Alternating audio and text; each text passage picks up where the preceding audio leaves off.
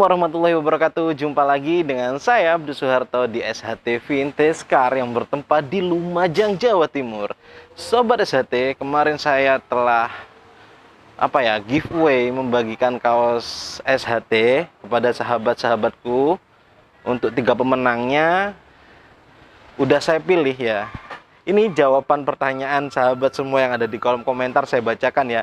Yang pertanyaannya kemarin, yang pertama, siapa yang mengerjakan bodi Bel Air dan siapa yang mengerjakan mesin Bel Air? Dan yang kedua, kenapa mobil Bel Air itu tersimpan rapi, utuh dan komplit semua? Ini jawabannya unik-unik ya. Ini ada dari Ade yang Diputra. Mantap Mas, proses catnya dikerjakan oleh Mas Wahyu, mesinnya dengan sabar oleh Mas Caca. Wih, keren SHT Jos. Wah, langsung aja ya, banyak kalau komentarnya.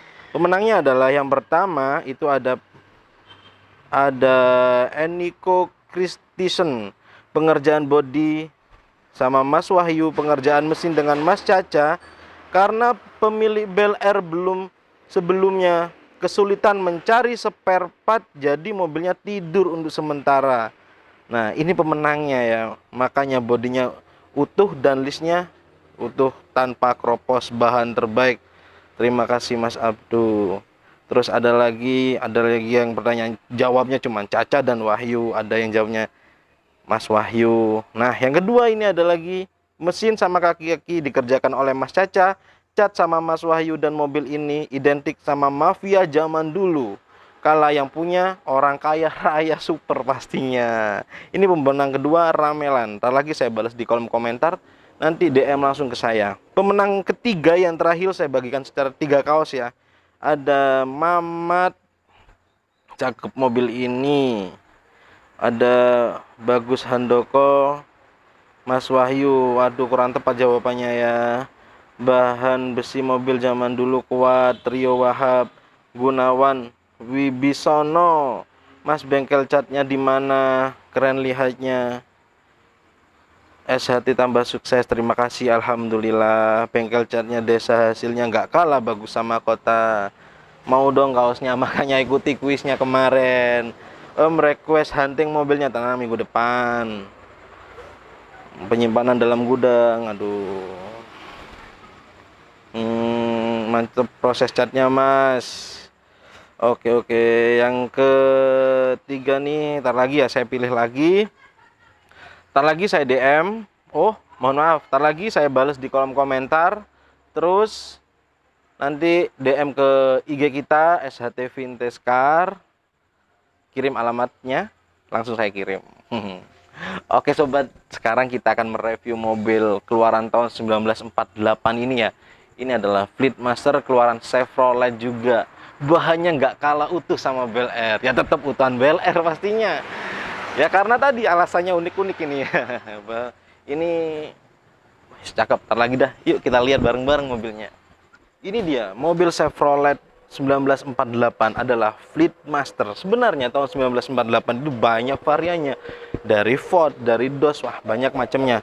Termasuk ini, bagi saya Fleetmaster ini yang bagus. Karena mobilku. Dari depan grillnya seperti ini. Dia ada 5 susun. Di sini ada logo Chevrolet-nya. Terus di sini ada bumper depan, ada tanduknya. Ini ada hot ornament. Kalau di sini ini ada lubangnya belum dipasang Mas ya. Di sini ada logo Chevrolet. Ring lampunya belum terpasang juga. Nah, di sini ada ring lampunya. Kalau Fleetmaster bedanya di sini ada garis-garis, 3 garis. Terus ini bahan yang sangat utuh ya. Coba bayangin dah. Tahun 48 nggak ada kroposnya mobil ini, sama seperti Bel Air. Tapi yang pasti bagusan Bel Air saya. Kaca depan ada. Nah, ini adalah lubang ventilasi yang fungsinya untuk angin-angin. Sini. Terus di sini ini ada logo Chevrolet Fleetmaster. Ada tulisannya Fleetmaster. Ini belum nemu kalau ini. Pintunya, nah seperti ini. Ini ada ini ada list panjang sampai ke belakang, muterin bodinya. Di kaca ada list tersendiri. Nih, seperti ini. Sampai ke belakang. Nah, ini salah satu perbedaan yang tidak ada di mobil lain. Nih, pintunya ini, jadi dari fender depan sampai ke belakang, ini ada lekuannya seperti ini, sobat. Nah, dibuka dia ikut. Jadi ngikutin pintu bagian depan. Kalau Chevrolet tahun di bawah tahun 50, itu kebanyakan lubangnya 6. Ini, meskipun sedan, truk, semuanya lubangnya 6. 2, 3, 4, 5, 6. Kalau yang 50 ke atas, kalau sedannya udah 5. PCD 120. Yang ini asli 6, peleknya ini masih orsinil. Fender-fender dalamnya ini masih orsinil semua. Nah, lampu seinnya mohon maaf, saya lupa. Lampu sein Chevrolet ini yang Fleetmaster ada di bawah sini ya. Lupa tadi. Belum saya jelasin, lampu seinnya ada di sini. Ke belakang lagi, lanjut. Terus untuk pintunya biasa dia bukaan seperti ini. 2, biasanya yang tahun-tahun 48 ada yang kupu-kupu gini, cuman beda merek. Nih, dalamnya seperti ini. Saya nggak bisa masuk karena masih belum ditata rapi ya. Di sini interior ini, kalau di sini agak masuk mas, sedikit mas. Nah, ini interiornya sobat. Kalau di sini, ini ada jamnya. Chevrolet 48 itu ada jamnya di sini. Ini buat ada manisannya. Itu speedometer biasa. Setirnya seperti ini. Beda dengan mobil-mobil lainnya. Di sini ada logo worm setirnya, nggak ada, punya aku hilang. Ini ada tongkat persnelengnya sama seperti Bel Air. Seperti itu. Ini jok depannya. Loh, lantainya masih utuh semua. Tahun 48 masih utuh. Itu bumper belakangnya belum dipasang karena pangkonnya hilang. Di pintu belakang, nih. Ini handle pintu, yang ini putaran kaca. Kacanya udah nggak ada. Nah, ini listnya yang tadi saya sebutin. Dari depan, yang atas ini list kaca kecil, jadi melingkarin kacanya doang. Kalau list bodinya ini, dia melingkar sampai ngikutin mobilnya. Terus di fender belakang, ini sama seperti mobil lainnya. Seperti ini, identik dengan bokong semok. Bokong seksi. Kalau 48 rata-rata seperti ini. Terus bagasinya yuk kita lihat seperti apa. Nah, itu bumper yang tadi di dalam itu, yang belakang belum dipasang. Sasisnya ini masih utuh semuanya. Ini plat nomor. Di sini ada handle-nya. Ada juga belum dipasang karena ini door lock-nya hilang.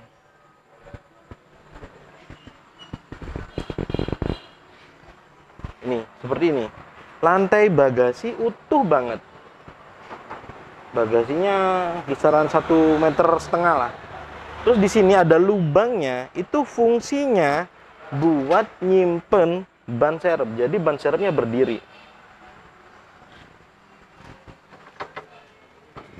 Nah, ini apa yang namanya? Kalau mobil baru buat penahannya bagasi.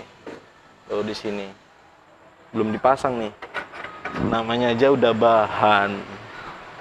Tapi bahannya cakep. Udah lihat kan bodinya seperti ini, bukan bahan yang kropos-kropos. Kalau masalah ornamen bisa kita carikan. Lebih sulit kita cari unitnya daripada ornamennya, bagi saya seperti itu sih. Karena kita udah banyak link-link temen mobil antik, jadi kita mudah mencari handle pintu. Handle-nya ada, ini belum dipasang. Masih sibuk ngerjakan yang lain. Terus kemarin ada yang sempat bertanya pada saya, Mas, gimana sih cara mengerjakan sasis dan mesinnya kok kinclong? Apa ada yang mengerjakan sendiri? Apa ada tukangnya? Nah, saya jawab sekarang. Sekalian ini saya contohkan. Tahap-tahapnya ini gimana? Sekaligus kita ngobrol sama yang ahli. Oke? Siapa yang ahli dia? Kemarin ada yang bertanya pada saya yang bernama Denny Channel 1706. Mas, kalau mesin gimana caranya bisa jreng mengkilap kayak gitu, dan apa ada tukangnya?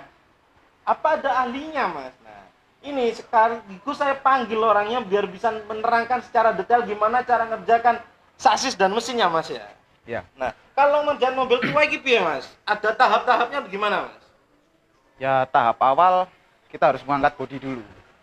Setelah bodi diangkat, kita baru mulai membersihkan sasis. Terus kita las-las yang kropos sasisnya. Setelah itu kita lepas semua kayak swing arm, terus gardan kita lepas semua. Mesin kita angkat juga. Nah, Mas, kalau seperti ini ya, Mas. Nah, ini masih ada contohnya, Mas ya. Nah, lengket-lengket seperti ini gimana cara bukanya, Mas? Baut-bautnya mungkin. Oh, kita panasin biasanya kalau nggak bisa dilepas terlalu keras ya, karena ini kan udah ngarat biasanya kan. Kita panasi dulu pakai las, itu akan lebih mudah kita melepasnya. Terus kalau sasis, Mas, mungkin ada kendala yang bikin sulit di sasis ini apa, Mas?